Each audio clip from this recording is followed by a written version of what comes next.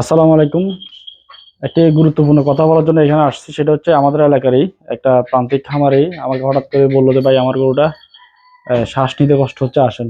এই বিষয়টা হচ্ছে এরকম যে উনি রাত্রে নাকি ওষুধ খাওয়াইছিল। এখন দেখেন, আমি সব সময় খামারিদেরকে বলি যে ওষুধ খাওয়ানোর টেকনিকটা একটা ভিন্ন বিষয়, কারণ টেকনিকটা যদি না জানেন উল্টাপাল্টা ওষুধ খাওয়ালে কিন্তু শ্বাসনালী, কারণ খাদ্যনালী আর শ্বাসনালী একসাথে গরু, যখন আপনি যদি প্রপারলি যদি জিব্বার উপর দিয়ে ওষুধ না দেন, এটা শ্বাসনালীতে ঢুকে যাবে।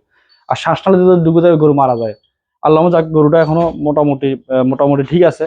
রাত্রে নাকি প্রচুর শ্বাসকষ্ট হয়েছিল, এখন কিছুটা কমছে।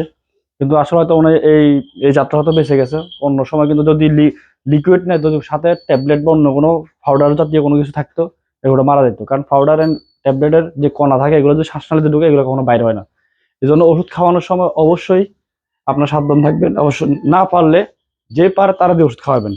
আর গরু আরেকটা ভুল করে কি, গরু ওষুধ খাওয়ানোর সময় গরুর বাঁধে না। যেমনি লম্বা একটা দড়ি দিই, এই কতক্ষণের দিকে টানে, কতক্ষণের দিকে টানে, তখন কিন্তু গরু আরো বেশি নাচানাচি করে। এই জন্য গরুকে অবশ্যই টাইট করে সুন্দর করে বাঁধে মাথার উপর দিয়ে হাত দিয়ে সুন্দর করে জিব্বার উপর দিয়ে খাওয়াইতে হবে। জিব্বার উপরে আস্তে আস্তে আস্তে করে ফালাইতে হবে। অনেকে বোতল নিয়ে ডাইরেক্ট ঢেলে দেন, এটা কিন্তু অনেক সমস্যা। তো জনসচেতনের জন্য আজকে এই ভিডিওটা করছি। তো সবাই ভিডিও লাইক এবং শেয়ার করে দিবেন, যাতে অন্য একজন প্রান্তিক খামারি দেখে সচেতন হতে পারে। তো সবাই ভালো থাকবেন, আল্লাহ হাফেজ।